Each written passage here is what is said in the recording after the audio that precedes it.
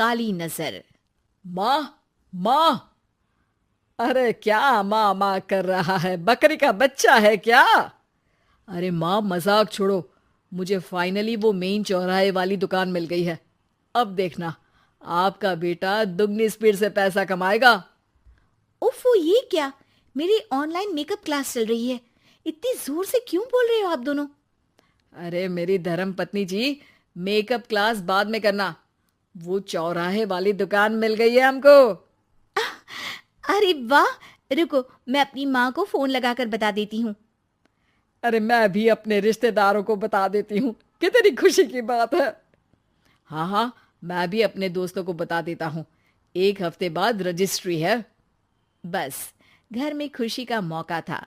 उन तीनों ने अपने अपने फोन उठाए और लोगों में बात फैलाना शुरू कर दिया। और रही सही कसर श्वेता बहू ने अपने पड़ोस में सबको बताकर कर दी। अरे वर्मा आंटी, अब हम भी जल्दी कार ले लेंगे। घर का रेनोवेशन होगा और ठाट से रहेंगे हम भी। अरे, ऐसा क्या हुआ? लॉटरी बाटरी लग गई है क्या? अरे, इस बार चौराहे वाली मॉल में हमको भी दुकान मिल गई है। दुकान नंबर 21, जो एकदम चौराहे पर है। अब ग्राहक बढ़ेंगे तो आमदनी भी बढ़ेगी ही ना। अरे वाह, कितनी खुशी की बात है। मैं बहुत खुश हूँ तुम्हें इतना खुश देख के। बाकी एक बात कहूँ, सबको मत बताते फिरना। किसी की नजर लग जाएगी तो खुशी की खबर वापस लौट जाएगी। हैं? ऐसे थोड़ी ना होता है। अब डरा रही हो। अरे सही कह रही हूँ। काली नजर कहते हैं इस चीज को, जब आप किसी को कुछ बताओ और वो काम बिगड़ जाए। अरे लेकिन मैं तो। तुमने सबको बता दिया ना? हाँ, फोन लगा लगा के। अब बच के रहना। काली नजर बड़ी खतरनाक होती है। श्वेता इतनी खुश रहती है कि वो वर्मा आंटी की बात पर ध्यान ही नहीं देती, जबकि पड़ोस में और भी लोगों से खुशी की खबर शेयर करती रहती है। अगले दिन राजेश बहुत दुखी होकर घर आता है। अरे बेटा, क्या हुआ? मुंह क्यों सूजा हुआ है? मधुमक्खी ने काट लिया क्या? माँ, वो दुकान किसी और के पास चली गई। किसी ने ज्यादा भाव लगा दिया। अरे पर बात तो आपसे हुई थी ना उस दुकान वाले की। हाँ, आज मैं टोकन अमाउंट देने गया था, तब मुझे पता चला। कोई आकर सुबह मुझसे पहले ही ज्यादा अमाउंट दे गया। काली नजर। क्या? क्या कहा? वर्मा आंटी ने समझाया था कि किसी को बताना मत, वरना काली नजर लग जाएगी। अच्छा, तुम्हें उनकी बात मान लेनी चाहिए थी। उनकी बात मान लेती, लेकिन उसके पहले ही सबको बता चुके थे ना हम तीनों। अरे अगली बार से ध्यान रखेंगे। कोई भी नई चीज होगी तो किसी को नहीं बताएंगे। तीनों कुछ दिन ऐसे ही रहते हैं, पर एक दिन श्वेता को एक मेल आता है। राजेश, मेरा ऑनलाइन मेकअप कोर्स कंप्लीट हो गया। अब मैं खुद का पार्लर खोल सकती हूँ। अरे वाह, अपने मोहल्ले में ही खोलते हैं। ये जो घर के सामने दुकान है ना, वहीं। हाँ, यहाँ सस्ती भी मिल जाएगी। अगले दिन श्वेता वर्मा आंटी के पास जाती है, मिठाई का डब्बा लेकर। अरे आओ आओ, कैसे आना हुआ? जोर से नहीं बोलूंगी। वो सामने वाली दुकान है ना, वहां मैं अपनी पार्लर की दुकान खोलने वाली हूँ। उसकी मिठाई है। अरे वाह, बहुत बधाई हो तुमको। हाँ, मैं कमाने लगूंगी तो राजेश पर पूरे घर का बोझ नहीं रहेगा ना आंटी जी। ये तो है। पर ये बता कि तूने ये बात किसी और को तो नहीं बताई ना? अरे नहीं नहीं, पिछली बार गलती कर दी थी। काली नजर लगी किसी की और राजेश के हाथ से वो दुकान चली गई थी।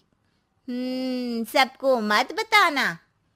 चलो मैं चलती हूँ, कल दुकान की बात करने भी तो जाना है। अगले दिन श्वेता दुकान के लिए मालिक से बात करने जाती है। अरे लेकिन दुकान तो हम कल रात को ही किसी को दे चुके हैं। कल ही? हाँ, कल ही। 2 दिन बाद कोई यहाँ पार्लर भी खोल लेगा। अब कहीं और दुकान देख लीजिए।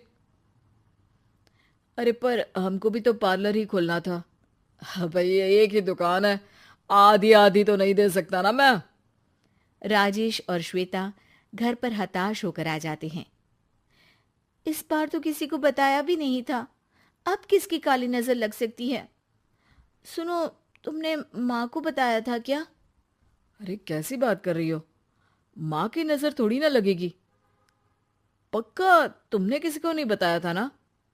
सिर्फ वर्मा आंटी को बताया था, उन्होंने ही मुझे किसी को नहीं बताने को कहा। अरे यार, तुम भी सही हो। मेरी माँ को नहीं बताने को कह रही हो, पर वर्मा आंटी को बताना तुम्हें जरूरी लगा। अरे वर्मा आंटी ने ही तो काली नजर के बारे में बताया था ना, वो हमेशा हमारा भला ही तो चाहती है। मेरी माँ भी हमारा भला ही चाहती है। अरे पर चिल्ला क्यों रहे हो?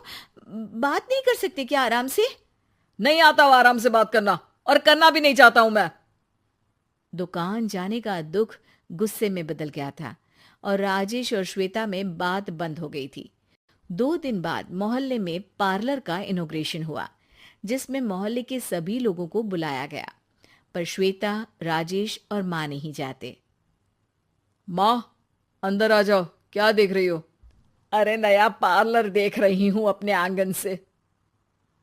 देखो, माँ को दूसरे का सुख देखने में कितना मजा आ रहा है, मेरा दुख नहीं दिख रहा इन्हें। यह मेरा पार्लर भी तो हो सकता था। अरे चुप रहो यार, हर बात में लड़ाई क्यों ढूंढ रही हो?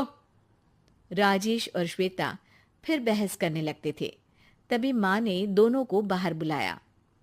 अरे जरा देखो तो, दुकान चलाने वाले का बोर्ड पर नाम क्या लिखा है? श्रुति वर्मा। गाड़ी निकाले बेटा, हमें कहीं जाना है। काली नजर का इलाज कराने? राजेश अपनी बाइक निकालता है। तीनों ट्रिपलिंग कर रहे हैं। माँ राजेश को उस मॉल वाली दुकान पर लेकर जाती है जहां राजेश अपनी दुकान खोलने वाला था। यही दुकान लेना चाहता था ना तू?